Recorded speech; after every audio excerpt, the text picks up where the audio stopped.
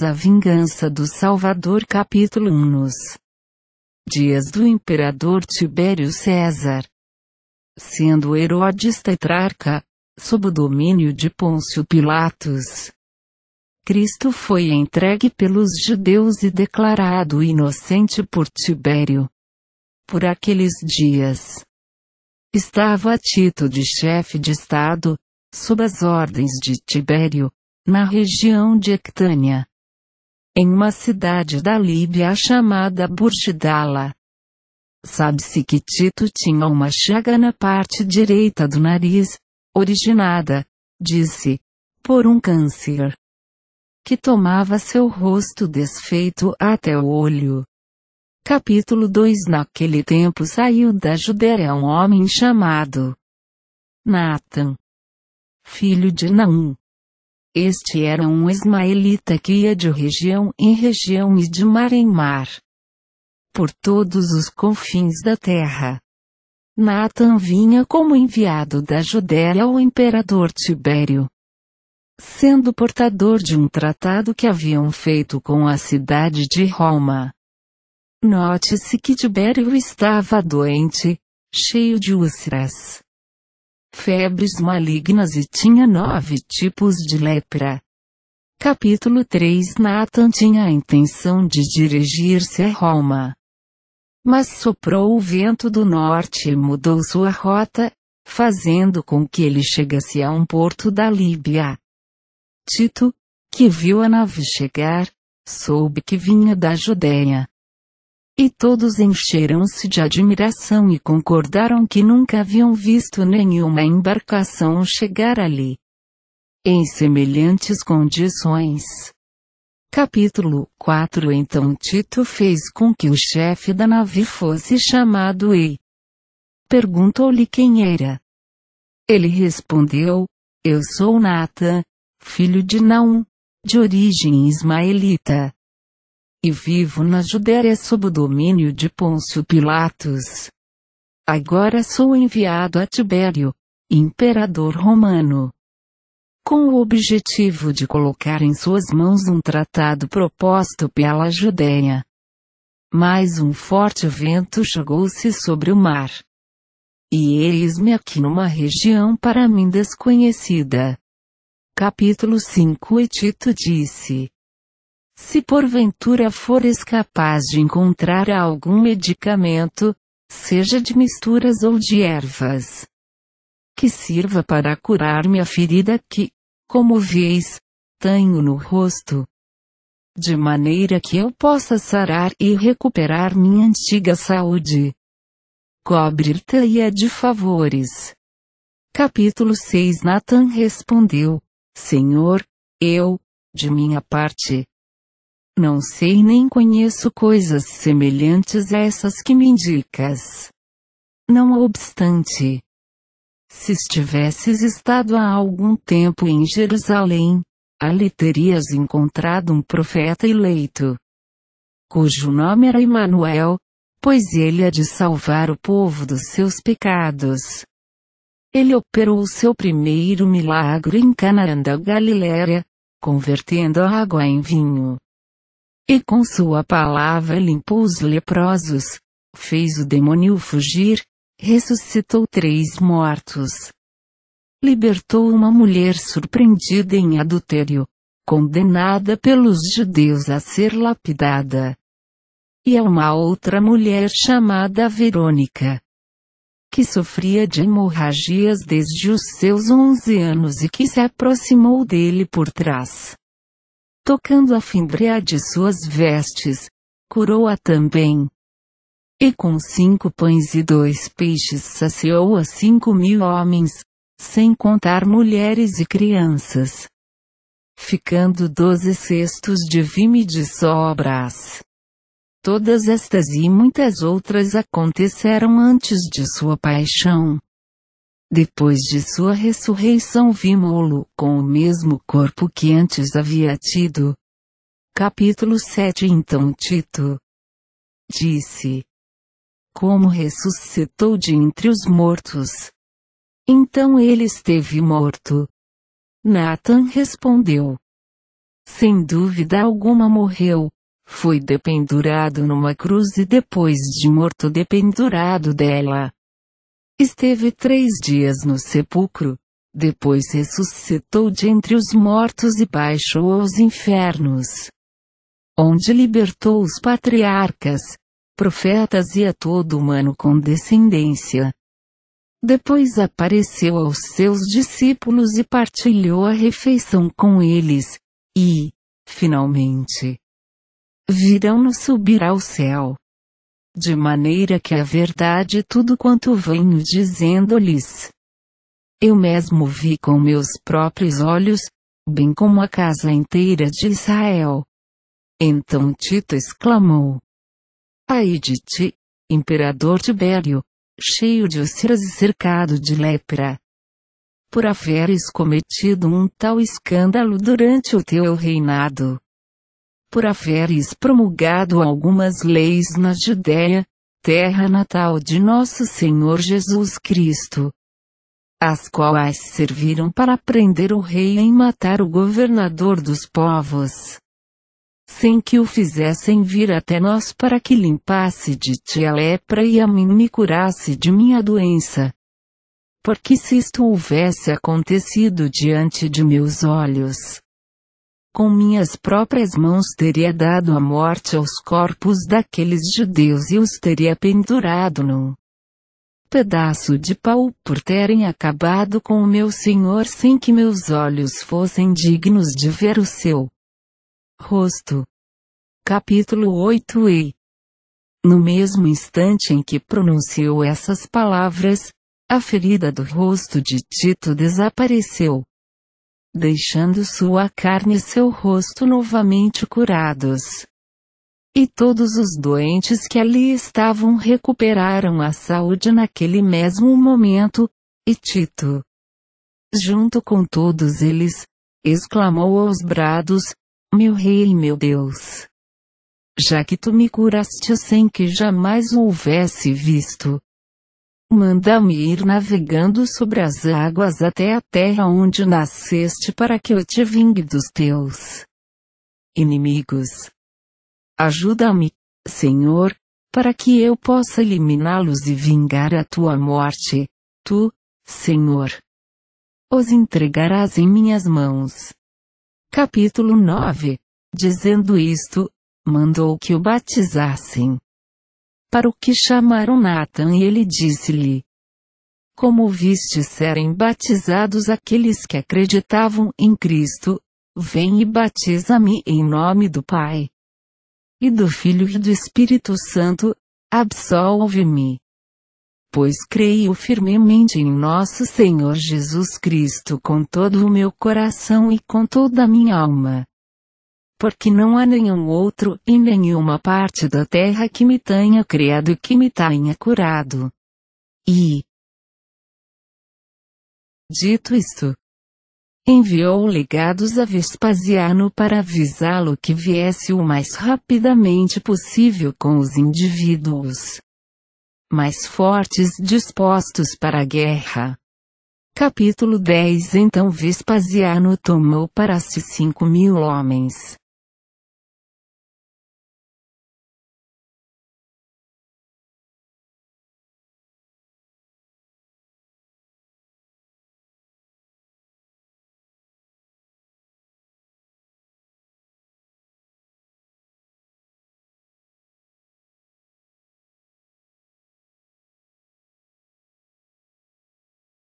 armados, e foi ter com Tito. E, ao chegar a Líbia, disse-lhe: A que se deve o fato de me haveres feito vir até aqui? Ele respondeu: Hás de saber que Jesus veio a este mundo e nasceu na Judéia, num lugar chamado Belém, que os judeus entregaram-no e que foi flagelado e crucificado no Monte Calvário, e que, finalmente, manifestou-se aos seus discípulos e eles acreditaram nele. Nós, de nossa parte, queremos nos tornar discípulos seus. Agora, então, Marchemos e eliminemos os seus inimigos da superfície da terra para que se deem conta de que não há quem se assemelhe a nosso Senhor em toda a face da terra. Capítulo 11. Assim. Então, tomada a resolução, saíram da Líbia e embarcaram rumo a Jerusalém. Aí chegando, sitiaram o reino dos judeus e começaram a provocar a sua ruína. Quando os reis dos judeus tomaram conhecimento do que faziam e da devastação da terra, o medo apoderou-se deles e ficaram consternados. E Arquelau, deixando-se levar pela comoção em suas palavras, assim falou a seu filho: Olha, filho, encarrega-te de meu reino e da sua administração. Além disso, ouve o conselho dos demais reis que estão na terra de Judá, de maneira que possas escapar de nossos inimigos. E, dizendo isso, desembainhou sua espada e jogou-se sobre ela, depois vergou a espada mais penetrante que possuía, fundiu-a em seu corpo e morreu. Capítulo 12. Então seu filho aliou-se aos outros reis que estavam sob as suas ordens. E, depois de deliberar entre si, dirigiram-se todos para o centro de Jerusalém, na companhia dos nobres que haviam assistido ao conselho. E ali permaneceram durante os 7 anos. Capítulo 13. Tito e Vespasiano, por seu lado, tomaram a determinação de sitiar a cidade. E assim fizeram. Passados os 7 anos, o problema da fome agravou-se muito e, forçados pela falta de pão, começaram a comer a terra. Capítulo 14. Então todos os soldados pertencentes aos 4 reis reuniram-se e decidiram: de qualquer maneira nós vamos morrer. Que nos fará Deus? E de que nos adianta continuar vivendo? Se os romanos vieram para apoderar-se de nossa terra e de nossa nação, será melhor que tiremos nossas próprias vidas, para que os romanos não possam dizer que foram eles que nos mataram e nos derrotaram. E, então, tiraram suas espadas e feriram-se, morrendo entre eles 12.000 homens. Capítulo 15. Assim, por causa dos cadáveres daqueles mortos, produziu-se um grande mau cheiro na cidade. Os reis foram tomados por um pânico mortal e não puderam aguentar o odor deles, nem dar-lhes sepultura, nem atirá-los fora da cidade. E disseram entre si: que havemos de fazer? Na verdade nós matamos Cristo, mas já fomos, de nossa parte, entregues à morte. Separemo-nos de nossas cabeças e entreguemos as chaves da cidade aos romanos, pois Deus já nos atirou nas mãos da morte. E ato seguido subiram nas muralhas da cidade e puseram-se a gritar, dizendo aos berros: Tito e Vespasiano, tomai as chaves da cidade que o Messias, chamado Cristo, acaba de entregar-lhes. Capítulo 16. E assim dizendo entregaram-se a Tito e Vespasiano, exclamando: julgai-nos, pois vamos morrer, já que julgamos o Cristo e o entregamos sem nenhuma razão. Então Tito e Vespasiano os aprisionaram.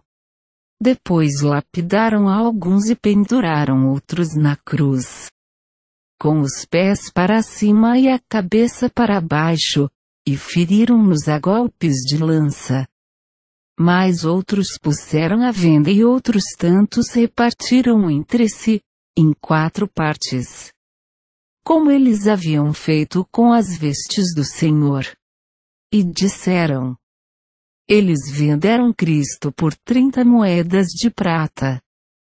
Vendamos da mesma forma 30 deles por um só dinheiro. E assim o fizeram. Depois apoderaram-se de todas as terras da Judéia e de Jerusalém. Capítulo 17. Fizeram então uma investigação sobre o retrato da face do Senhor, sobre como poderiam encontrá-lo. E ouviram dizer que estava em poder de uma mulher chamada Verônica. Depois detiveram Pilatos e meteram-no na cadeia, onde haveria de ser custodiado por 4 pelotões de soldados, 4 de cada vez, postados à porta da prisão. Capítulo 18. Ato seguido enviaram os seus legados a Tibério, imperador de Roma, para que os enviasse a Velociano. E o imperador lhe disse: leva contigo tudo que seja necessário para que te faças ao mar e navegues até a Judéia em busca de algum discípulo daquele que se chamava Cristo e Senhor. De maneira que ele venha até mim e em nome de Deus cure-me da lepra das doenças que duramente me acometem e de minhas chagas. Pois estou muito abatido. Além disso, contra os reis de Judá, submetidos ao meu império, manda teus açoites e terríveis instrumentos de tortura, pois mataram Jesus Cristo nosso Senhor. E condena-os à morte. E se encontrares um homem capaz de livrar-me desta doença, acreditarei em Cristo, Filho de Deus, e farmei batizar também em seu nome. Velociano disse: Senhor Imperador, se eu encontrar um homem capaz de ajudar-nos e libertar-nos, que recompensa devo prometer-lhe? Tibério disse: que sem dúvida alguma terá em suas mãos a metade do império. Capítulo 19. Então Velociano partiu. Imediatamente subiu no barco, levantou âncora e fez-se ao mar. A viagem marítima durou 8 dias, em cujo prazo chegou a Jerusalém. Imediatamente citou alguns dos judeus para que se apresentassem diante dele e ordenou uma diligente investigação sobre o que havia sido feito com Jesus Cristo. Capítulo 20. Então José de Arimateia e Nicodemos apresentaram-se simultaneamente. Este último disse: eu tive ocasião de vê-lo e estou seguro de que ele é o Salvador do mundo. José, por sua vez, disse-lhe: eu baixei-o da cruz e coloquei-o num sepulcro novo, escavado na rocha. Razão pela qual aos judeus levaram-me preso sexta-feira à tarde. E no sábado seguinte, enquanto estava orando, a casa ficou suspensa pelos seus 4 ângulos e vi nosso Senhor Jesus Cristo como um relâmpago de luz. E consternado, caí por terra. E eu ouvi uma voz que me dizia: olhai-me, pois eu sou Jesus, aquele cujo corpo tu sepultaste em teu próprio sepulcro. Eu lhe disse: mostra-me o sepulcro onde eu o coloquei. Então Jesus tomou-me pela mão com sua direita e levou-me ao lugar onde eu havia sepultado. Capítulo 21. Veio também uma mulher chamada Verônica e disse-lhe: eu, de minha parte, toquei-lhe a fimbria das vestes no meio da multidão, pois fazia já 12 anos que padecia de hemorragias. E no mesmo instante ele me curou. Capítulo 22. Então Velociano disse a Pilatos: e tu, ímpio e cruel, por que mataste o Filho de Deus? Mas ele respondeu: Acontece que o seu povo e seus pontífices Anás e Cafás mo entregaram. E Velosiano respondeu: Ímpio e desalmado, és digno de uma pena cruel. E com isto mandou-o de volta à prisão.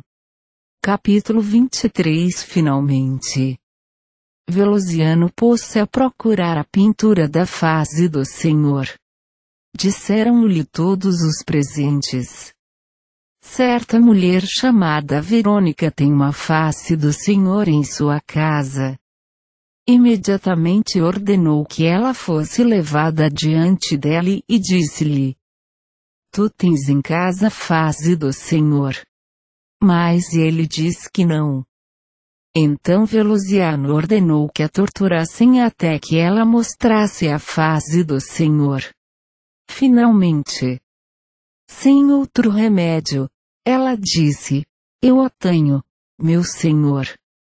Envolva-o em um pano limpo e todos os dias rendo-lhe homenagem. Velosiano disse: dize-me onde está.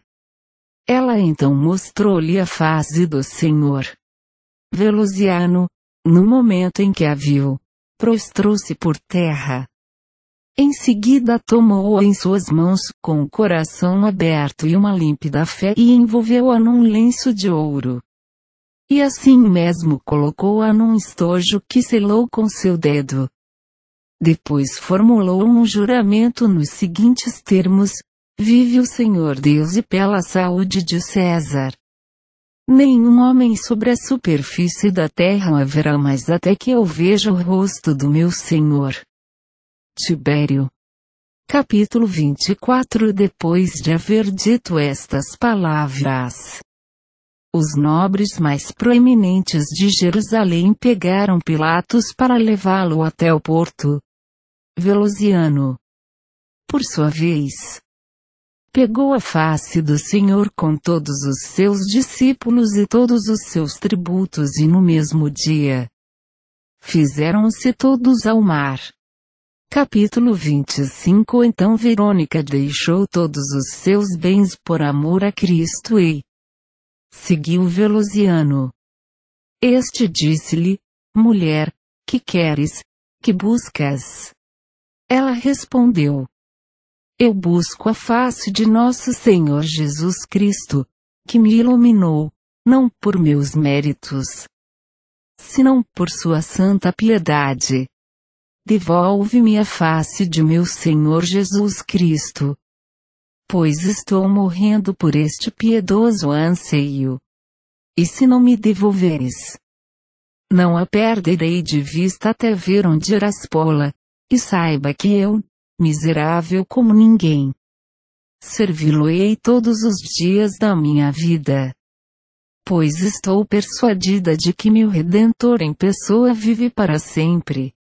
Capítulo 26. Então Velosiano mandou que Verônica fosse levada consigo até a embarcação. E, levantando âncora, empreendeu a navegação em nome do Senhor e todos fizeram-se ao mar. Mas Tito e Vespasiano subiram até a Judéia para vingar todas as nações daquela terra. E, passados os dias, Velosiano chegou a Roma e deixou sua embarcação no rio chamado Tibre. Entrando em seguida na cidade, imediatamente enviou seu mensageiro a Tibério, para que lhe tomasse conhecimento de sua feliz chegada. Capítulo 27. Quando o imperador ouviu o mensageiro de Velosiano, alegrou-se imensamente e ordenou que visse ter a sua presença. Assim que chegou, falou-lhe: Velosiano, como foi a viagem e o que encontraste na terra da Judéia sobre Cristo e seus discípulos? Aponta-me, rogo-te, aquele que irá curar-me de minha doença, de maneira em que fique limpo desta lepra que tenho em cima de meu corpo. E no mesmo momento entregarei a ti e a ele todo o meu império.